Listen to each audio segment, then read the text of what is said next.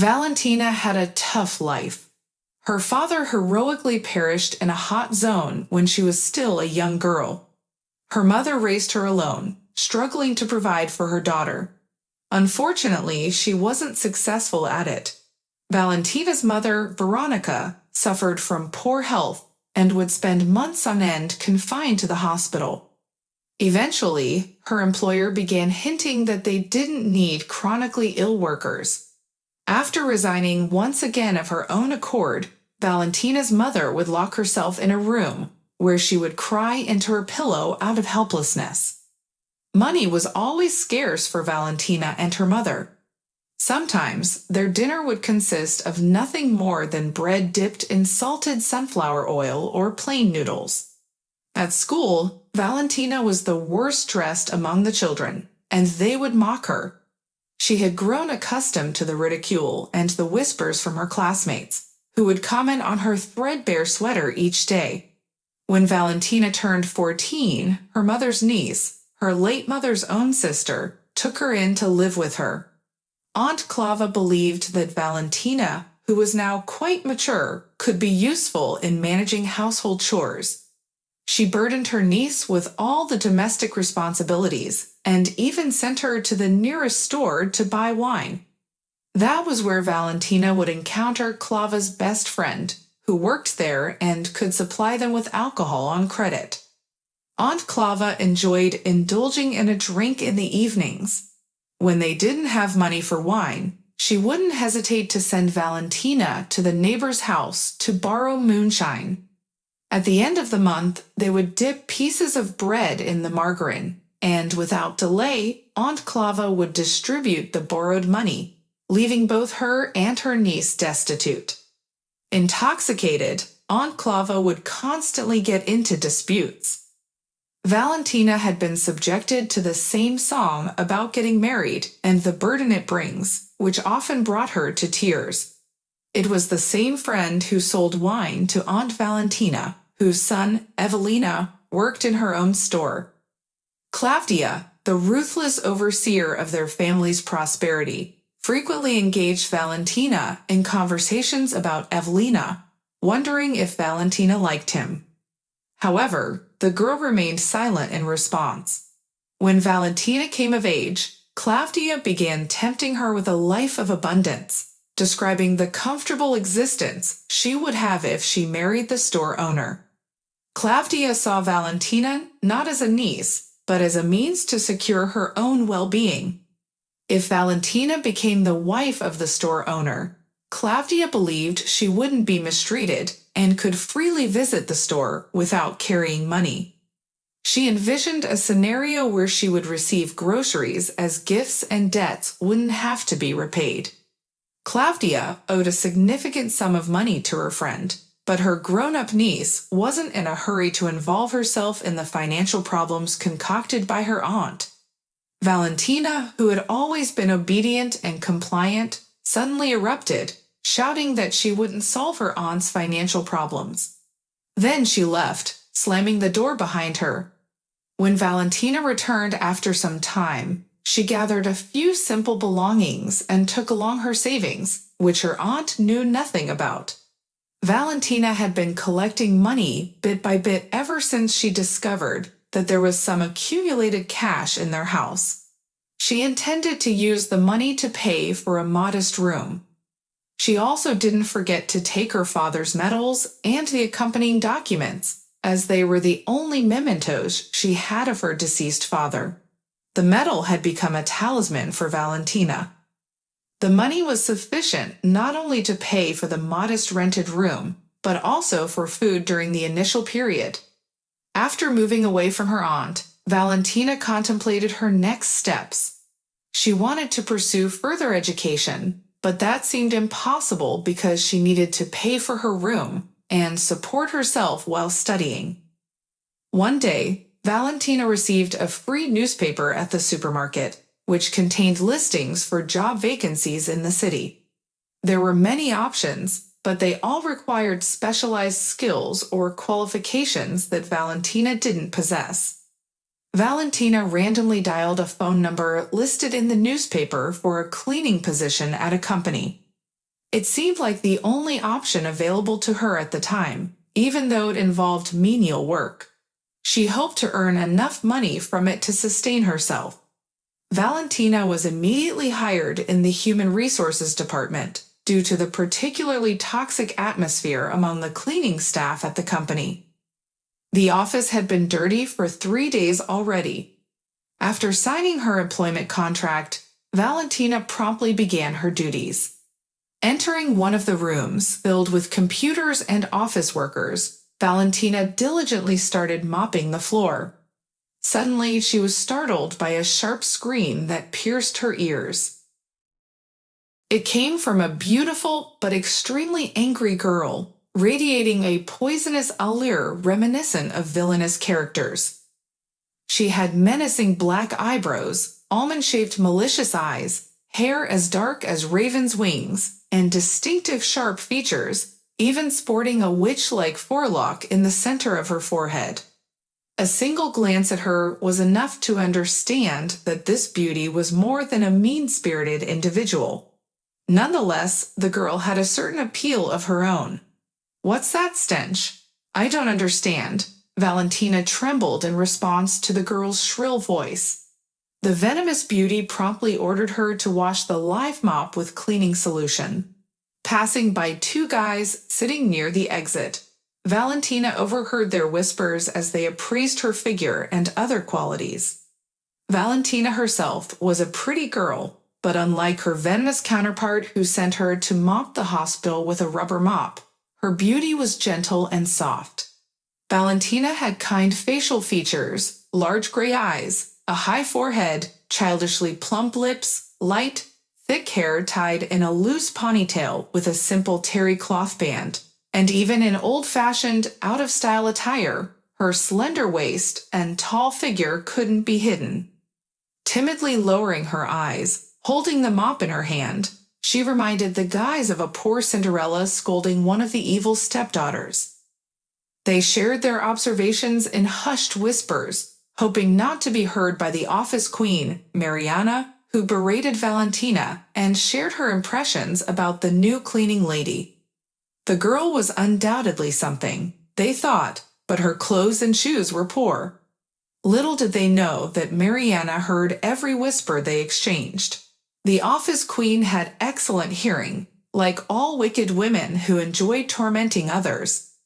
Valentina hadn't even left the room yet, and Mariana was already enthusiastically discussing every aspect of her poor old wardrobe with her female colleagues.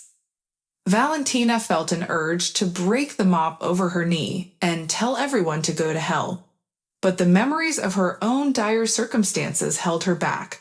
Without giving in to the surging emotions, Valentina rinsed the rubber mop and returned to the office, resuming her floor cleaning duties, ignoring the mockery of her female coworkers.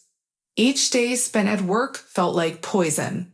Mariana managed to turn not only the employees, but also the management against the new cleaning lady, except for one guy who secretly sympathized with Valentina, the same guy who initially called her Cinderella. One day, he discreetly waited for Valentina near the office, since her work hours ended later than others.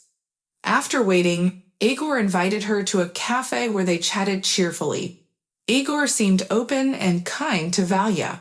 However, the next day, one of Mariana's friends approached her in one of the long office corridors.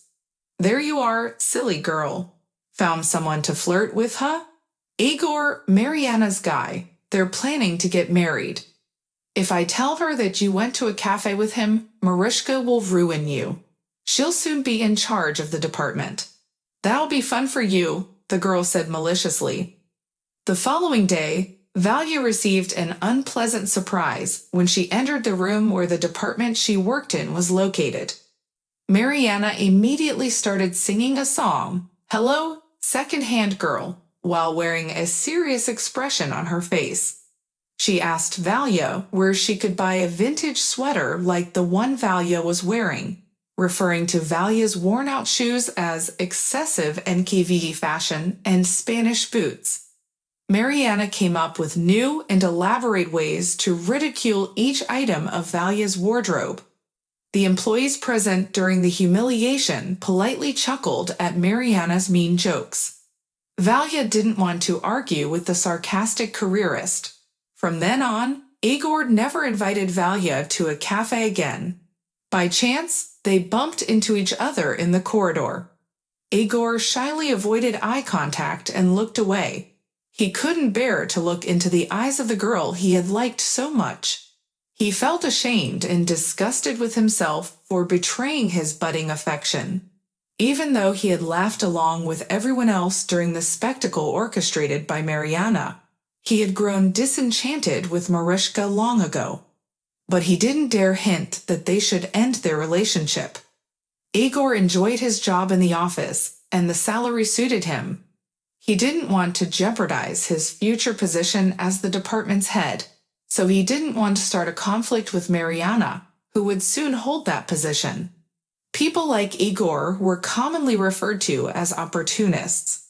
He hoped for career advancement and securing a place under the sun by any means necessary, even if it meant trampling on genuine emotions and betraying his nascent love.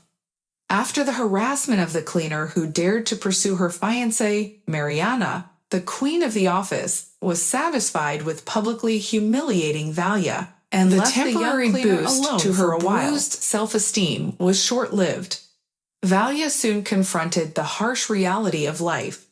If she quit this job, she risked being left without a paycheck.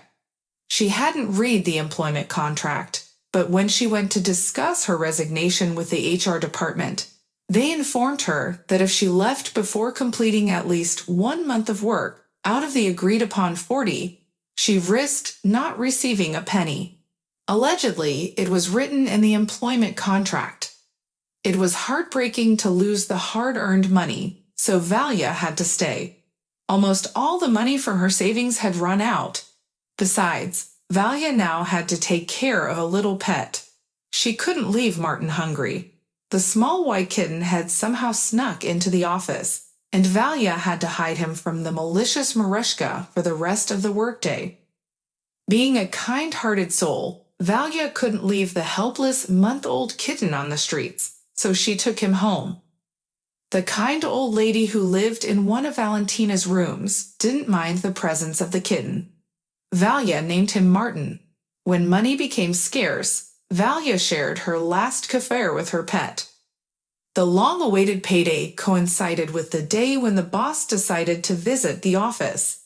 He was the head of the entire network of branches and enterprises, and everyone feared him except Mariana. She managed to gain the trust of the former military chief, who appreciated her sharp mind, predatory beauty, audacity, and boldness. When the management made rounds to inspect their properties, the boss didn't miss the opportunity to visit his favorite's department. Upon seeing him, Mariana stood up from her seat and hurriedly approached him, accidentally knocking over a half-empty coffee cup on the armrest of the massive computer chair. The remnants of coffee spilled from the fallen paper cup onto the floor silently, and Mariana quickly kicked the dirty cup under the table. She beamed with a friendly smile and approached the boss. "Hello, Nikolai Ivanovich. Why haven't you visited us for so long? We've missed you." Mariana skillfully pursed her well-defined lips into a tube, as if she wanted to kiss the boss. Then, she shot a vengeful glance at Valia, who was wiping the photocopier with a napkin. Ignoring the provocation, the boss continued, "Well, there's never a dull moment here. I don't know who they've hired to clean. The office is a mess. It's unbearable. I feel like I'm sitting in a pigsty." Mariana gently took the boss's arm and led him to her workstation, pointing her finger at the coffee stain left by her outburst of anger. "You see? No, you don't see how our cleaner neglects her duties. My workstation is completely ignored. It's dusty and dirty now."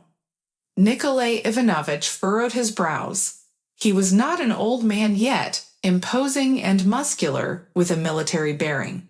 Mariana knew very well that the meticulous boss didn't tolerate disorder, so she decided to undermine the newcomer whom she saw as her rival. "Come to my office," the boss said tersely as he walked away, leaving Valia behind. His tone did not bode well. "Why is there disorder in the office? Why are you performing your job duties so poorly?" The boss carefully examined the flushed face of the embarrassed girl. The office was well organized, so he couldn't understand where the stain and dirt had come from. "I don't know," she struggled to say. "Valia just doesn't like me in the office. Mariana is constantly picking on me. Maybe she deliberately spilled the coffee. She just wants you to fire me." The boss, Nikolai Ivanovich, tapped his desk with the cap of his pen, lost in thought. "You seem like a good girl. I don't know why the office workers have such animosity towards you. By the way, who are you? Introduce yourself." Valia stated her first and last name, and when he heard her rather rare and unusual last name, Boss became concerned. "And your father's name? What was his name?" Valia lowered her head, but then raised it proudly. "His name was Yuri. He perished. But boss, he was my friend on the North Caucasus. He saved my life, pulling me out of the line of fire." Boss fell into deep contemplation, and Valia stood there, shifting her weight from one foot to the other, as silence dragged on.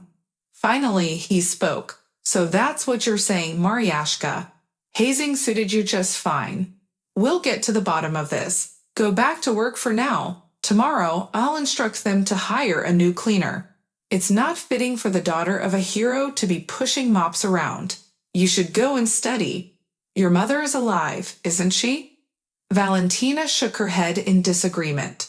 "No, I've been an orphan for a long time. I'm living with my aunt now, renting a room."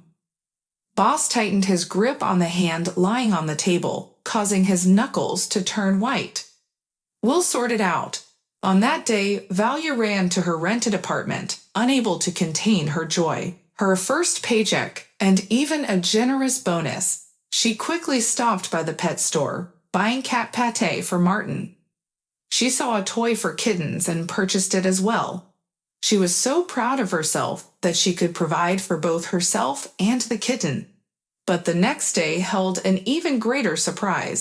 When Valia arrived at the office, she was astonished to see an unfamiliar elderly woman mopping the floors. The woman approached her, overly sweet and obsequious, and Valia went to see the HR manager. The manager brought a new contract. Valia was hired as a customer service operator. In the second half of the day, the boss arrived. He invited Valia back to his office and handed her the keys to an apartment. "These are the keys to my second apartment. I bought it for my future children, but I haven't had any yet.